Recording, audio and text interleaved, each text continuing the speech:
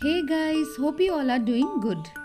Home organisation एक slow और spontaneous process है जो कभी भी ख़त्म नहीं होता, क्योंकि हम हमेशा ही नए नए तरीके ढूंढते रहते हैं घर को और अच्छे से ऑर्गेनाइज और मैनेजेबल करने के लिए, ताकि हमारी लाइफ भी थोड़ी इजी और स्ट्रेस फ्री रहे। एक प्रॉपर ऑर्गेनाइजेशन के लिए ज़रूरी है एक बहुत इम्पॉर्टेंट चीज़, जो कि है डीक्लटरिंग, जिसको हम अक्सर नज़रअंदाज कर देते हैं। पर इस बात को तो हमें मानना ही है कि डीक्लटरिंग से हमारा घर और भी ऑर्गेनाइज्ड और स्पेसियस हो जाता है।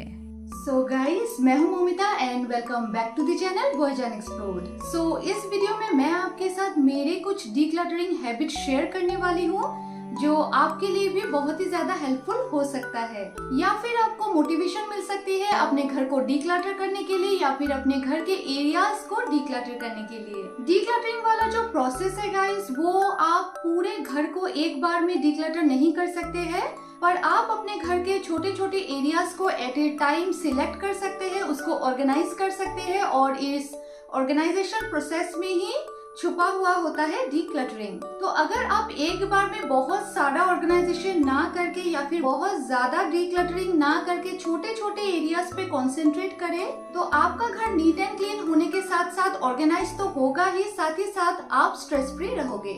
छोटे छोटे एरियाज को अगर आप लेते हो डीक्लटरिंग करने के लिए या फिर ऑर्गेनाइज करने के लिए, तो वो स्ट्रेस फ्री रहेगा आपके लिए, प्लस आपको उतना टाइम भी उनमें देना नहीं होगा। So without any further ado, let's start the video.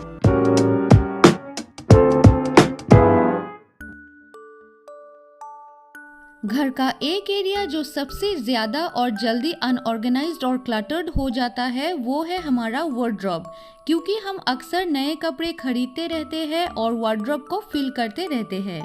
So it's important to check your wardrobe once in every 6 months and also declutter it. मतलब चेक करें कि कुछ ऐसे कपड़े तो नहीं है वार्डरोब में जिनको हम नहीं पहनते या फिर फिट नहीं होते, पर फिर भी हम उन्हें बहुत टाइम से संभाल के रख रहे हैं।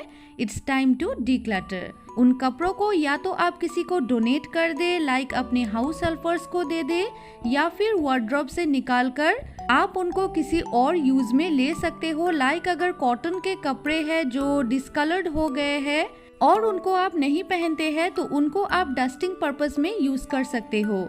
इस तरह आपका वार्डरोब ऑर्गेनाइज्ड हो जाएगा and it will be more spacious to welcome more new clothes. साथ ही साथ आपके पास बहुत सारी इस तरह के बेडशीट्स होंगे जो अभी डिस्कलर हो गए हैं, जिनको आप यूज नहीं करते अपने बेड पे। उनको भी आप डिस्कार्ड कर सकते हो, किसी को डोनेट कर सकते हो, या फिर अपने किसी डस्टिंग पर्पस में यूज कर सकते हो।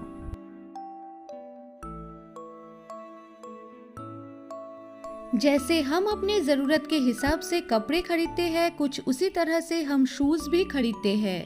तो अपने शू कैबिनेट को भी डीक्लटर करना उतना ही ज़रूरी है, जो मैं वंस इन ए ईयर करती हूँ, बिकॉज शूज़ मेरा बहुत ज़्यादा खरीदना नहीं होता है।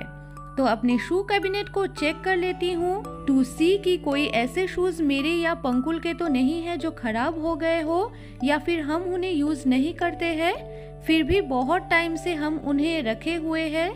तो उन शूज को आइदर डिस्कार्ड करें, या फिर अगर अच्छे कंडीशन में है तो डोनेट कर दे। इस तरह हमारा शू कैबिनेट में स्पेस भी हो जाता है to arrange the existing shoes neatly. और शू कैबिनेट में ही मैं इस तरह का एक छोटा सा बास्केट रखती हूँ, जहाँ पे मैं पंकुल के सारे सॉक्स रखती हूँ, प्लस अभी मॉनसून का टाइम है तो जो रेनकोट बैग है उसको भी मैं इसके अंदर ही रखती हूँ। तो जो बस 10 मिनट का डीक्लटरिंग प्रोसेस है, उसी की वजह से मेरा जो ये शू कैबिनेट है वो बहुत ही ऑर्गेनाइज्ड और क्लटर फ्री लगने लगता है।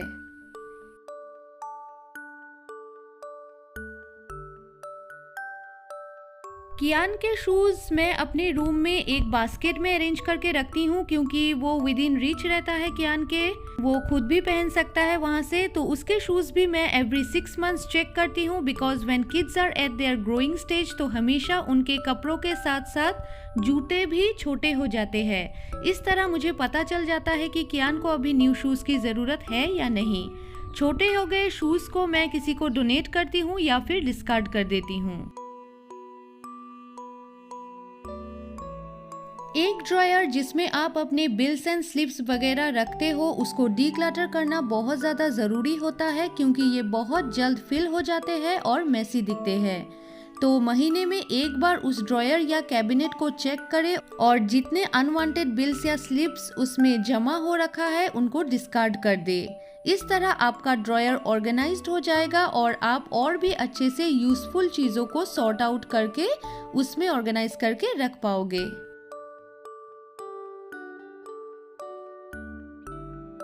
हमारे वार्डरोब या अलमीरा से ज्यादा मेसी और अनऑर्गेनाइज्ड हमारे बच्चों का वार्डरोब हो जाता है, खासकर जो छोटे बच्चे हैं उनके। कियान अभी 2.5 इयर्स का है जिसको वार्डरोब ऑर्गेनाइजेशन का कोई आइडिया नहीं है, प्लस उसके लिए हम हमेशा ही न्यू क्लोथ्स खरीदते रहते हैं क्योंकि वो ग्रोइंग स्टेज में है तो कपड़े छोटे हो जाते हैं, प्लस उसको गिफ्ट्स भी मिलते रहते हैं जब भी हम घर जाते हैं या घर वाले यहाँ आते हैं।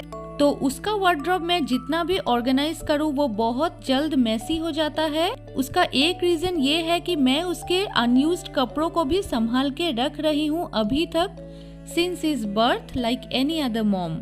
जो न्यू मॉम्स है दे कैन रिलेट कि बच्चों की हर एक चीज के साथ माँ की कितनी यादें जुड़ी हुई रहती है और वो कितनी ज्यादा अटैच्ड हो जाती है। लाइक ये उसका फर्स्ट शर्ट था या फिर ये उसका फर्स्ट बर्थडे का ड्रेस था या उसने फर्स्ट टाइम बिहू में ये पहना था, लाइक दैट। कितनी सारी मेमोरीज जुड़ी हुई रहती है जिनको हम डिस्कार्ड नहीं कर पाते और इस तरह उनका जो अलमीरा है वो क्लटर्ड हो जाता है। बट चीजें ऑर्गेनाइज रहे उसके लिए डीक्लटरिंग इज ए मस्ट। तो कुछ बहुत ज्यादा स्पेशल वाली चीजों को छोड़ के बाकी कपड़ों को जो अभी यूज या फिट नहीं आते उनको डोनेट कर देना is a better option to make room for more new clothes.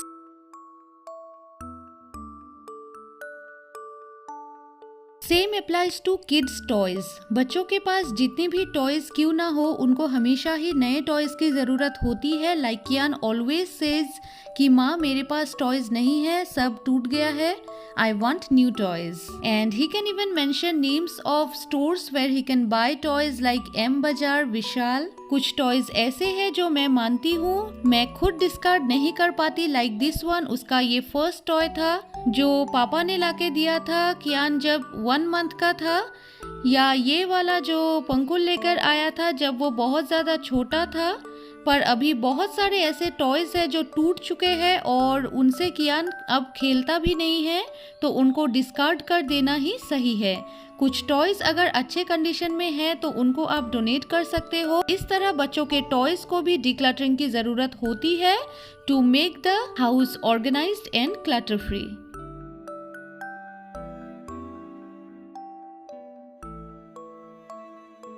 मैंने आपके साथ मेरे वीडियोस में शेयर किया है कि मैं अपने मेडिसिन ड्रॉयर सेपरेट रखती हूँ जिसमें मैं अपने सारे बेसिक मेडिसिन रखती हूँ, लाइक पैरासीटामोल, सेरिडॉन, गैस की मेडिसिन, मूव, बैंडेड एटसेट्रा।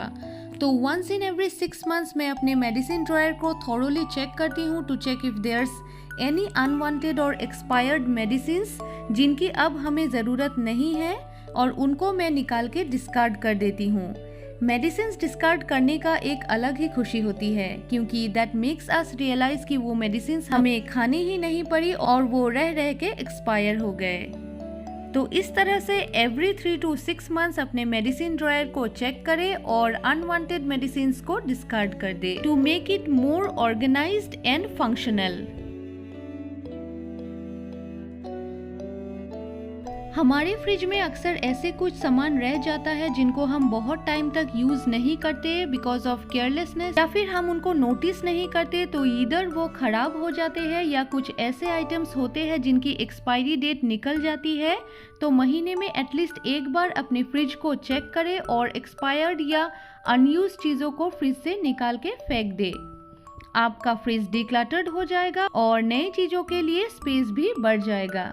कुछ आइटम्स जिनकी शेल्फ लाइफ कम होती है उनको जल्दी से कंज्यूम करने की कोशिश करें ताकि वो खराब ना हो जाए, या फिर कुछ फ्रूट्स वगैरह है आपके फ्रिज में, वेजिटेबल्स है, उनको जल्दी से कंज्यूम करें और जो खराब हो गए हैं उनको निकाल दे। ये सिंपल सा प्रोसेस आपको सिर्फ 5 to 10 मिनट से लगेंगे करने को और आपका फ्रिज हो जाएगा ऑर्गेनाइज्ड एंड स्पेसियस।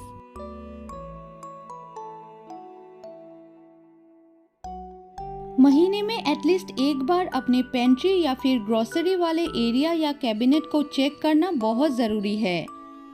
मैं मेरे ग्रोसरीज की शॉपिंग महीने के स्टार्टिंग में करती हूँ after checking my pantry unit, ताकि मुझे आइडिया मिल जाए कि क्या कुछ सामान मेरे पास है और कितना सामान मुझे चाहिए होगा for the next month. Check करते टाइम मैं एग्जिस्टिंग चीज़ों की एक्सपायरी डेट भी चेक कर लेती हूँ, जिससे मुझे पता चलता है कि उसको मुझे कितने दिनों में यूज़ करके ख़त्म करना है। कभी कभी कुछ आइटम्स होते हैं जिनको हम यूज़ ही नहीं कर पाते और वो रह रह के एक्सपायर हो जाते हैं, तो उनको इमीडिएटली मैं डिस्कार्ड करके पेंट्री एरिया को ऑर्गेनाइज कर लेती हूँ to make room for next months grocery items.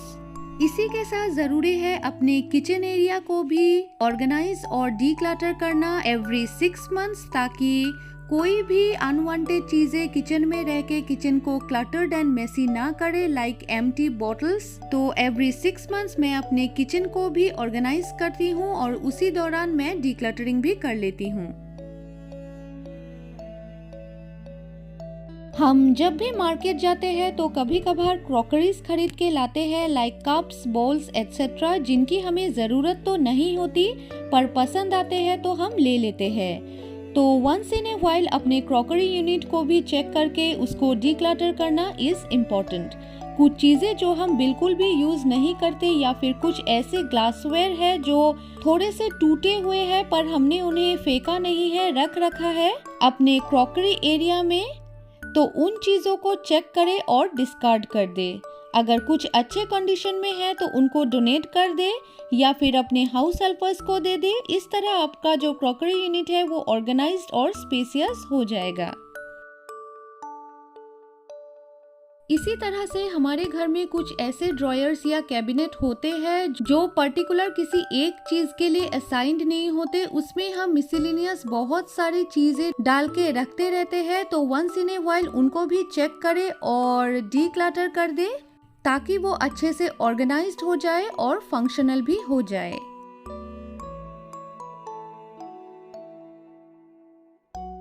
हम लेडीज के पास मेकअप प्रोडक्ट्स तो होते ही है, चाहे हम उन्हें यूज करें या ना करें।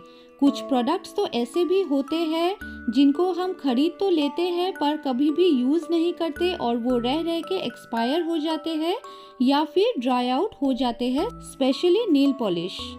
तो अपने मेकअप एरिया या ड्रॉयर को एवरी 6 मंथ में एक बार चेक करें और उन सभी एक्सपायर्ड या अननेसेसरी प्रोडक्ट्स को डिस्कार्ड कर दे।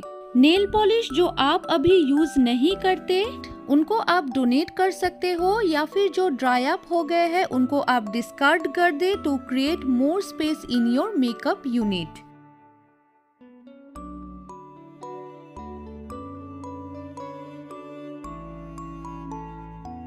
कुछ मेकअप प्रोडक्ट्स मेरे ऐसे हैं जो मैं रेगुलरली यूज़ नहीं करती हूँ, पार्टीज़ के दौरान ही यूज़ करती हूँ। उनको मैं एक पाउच में भर के रख देती हूँ, तो उनको भी मैं once in a while check करती हूँ कि वो अभी यूज़ करने लायक है या नहीं, या फिर एक्सपायर्ड हो गए हैं। अगर ख़राब हो गए हैं तो उनको मैं डिस्कार्ड कर देती हूँ और तब मुझे पता भी चल जाता है कि अगर अब मैं मार्केट जाऊँगी तो मुझे क्या ख़रीदना है, क्या क्या प्रोडक्ट्स खरीदने हैं मेरे मेकअप के लिए। नॉर्मली मैं बहुत ज़्यादा मेकअप का सामान खरीदती नहीं हूँ और जो मेरा मेकअप यूनिट है या ड्रॉयर है उसको मैं रेगुलरली चेक करती रहती हूँ, तो बहुत ज़्यादा कुछ डिस्कार्ड करने के लिए रहता नहीं है। पर अगर आप मेकअप के शौकीन हैं तो वंस इन ए व्हाइल आप उन्हें चेक करें और अनवांटेड या अननेसेसरी चीज़ों को डिस्कार्ड करके अपने मेकअप यूनिट को स्पेसियस बना दें। मैं मेकअप से ज़्यादा ज्वेलरी की शौकीन हूँ, तो अक्सर मैं ज्वेलरीज कलेक्ट करती रहती हूँ, कहीं से ख़रीद लेती हूँ या फिर जब भी घर जाती हूँ तो पापा के शॉप से लेती हूँ। मैंने आपसे शेयर भी किया है अपने ब्लॉग्स में। हम लेडीज़ के पास कितनी सारी ज्वेलरीज होती है जिनको हम टाइम टू टाइम कलेक्ट करते रहते हैं। मैं जब भी मायके जाती हूँ तो पापा के शॉप से एक छोटा सा बैग तो मेरा बन ही जाता है ज्वेलरीज का। तो वंस इन ए व्हाइल अपने ज्वेलरी ड्रॉयर या सेक्शन को चेक करें to see what all you have, और अगर कुछ ऐसी ज्वेलरीज है जिनको आपने अभी तक यूज भी नहीं किया है पर फिर भी बहुत टाइम से आपके पास है, तो उनको आप डोनेट कर सकते हो या फिर किसी को गिफ्ट कर सकते हो जो उनको यूज कर पाएंगे। और कुछ ऐसी ज्वेलरीज भी होती है जो डिस्कलर्ड हो गए हैं या फिर टूट गए हैं, या फिर कुछ ऐसे इयररिंग्स है जिनके पेयर गुम हो गए हैं, पर जो एक इयररिंग है वो हमने रखा हुआ है कि कभी ना कभी वो पेयर हमें मिल जाएगा, तो उनको भी आप डिस्कार्ड कर दे अपने ज्वेलरी सेक्शन से। इस तरह आपका जो ज्वेलरी सेक्शन है वो ऑर्गेनाइज्ड हो जाएगा और काफी ज्यादा स्पेसियस हो जाएगा। It will create room to buy new jewelleries. और एटलीस्ट जब आप नए ज्वेलरीज खरीदने जाए तो आपको पता होगा कौन सी ज्वेलरीज आपके पास है, कौन सी आपको जरूरत है और कौन सी जरूरत नहीं है।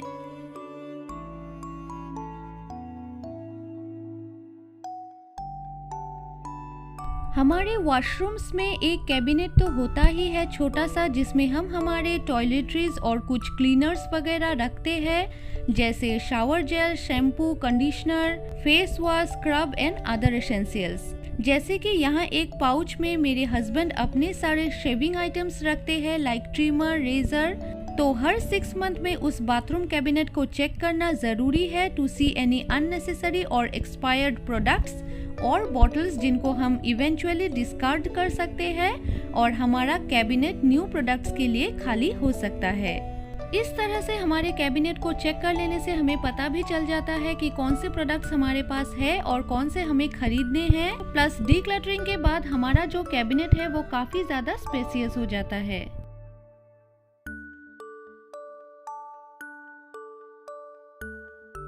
मेरे बेडरूम का जो बेड है वो हाइड्रोलिक है, तो उसको ओपन या क्लोज करना उतना डिफिकल्ट नहीं है।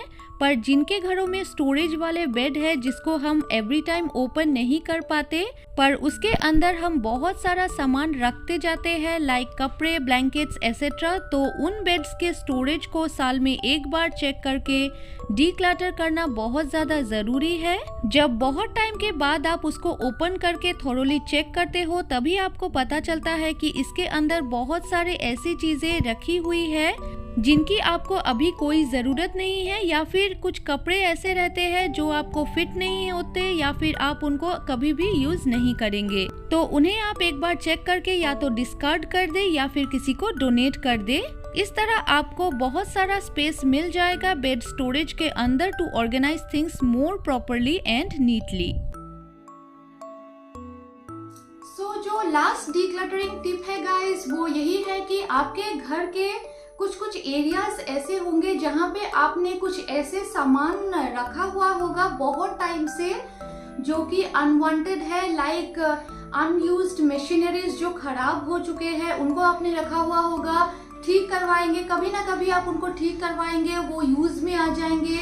या फिर कोई डिस्कार्डेड फर्नीचर आपने रखा हुआ होगा कि कभी ना कभी वो किसी काम में आ जाएंगे, पर बहुत टाइम तक वो अनवांटेड चीजें आपके घर के एरियाज को फिल करती रहती है और पता नहीं क्यों आप उनको डिस्कार्ड नहीं कर पाते हो। So guys, now it's time to discard them and make your area organised and clutter free.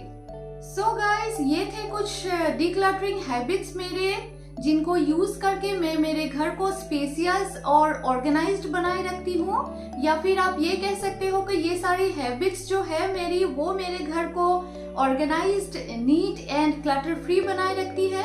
I hope ये सारे हैबिट्स आपके लिए भी हेल्पफुल होंगे to make your house organised and more spacious. So guys, ये वीडियो यहीं तक था। अगर इस वीडियो में कुछ भी अच्छा लगा हो तो एक लाइक कर दीजिएगा, कमेंट कीजिएगा, शेयर कीजिएगा and do subscribe to my channel. और सब्सक्राइब बटन के साइड में जो बेल आइकन है उसे प्रेस करना ना भूलें ताकि मेरे चैनल से रिलेटेड नोटिफिकेशन आपको मिलती रहे। तो मिलते हैं और एक नए इंटरेस्टिंग ब्लॉग या वीडियो के साथ। Till then be happy, stay safe.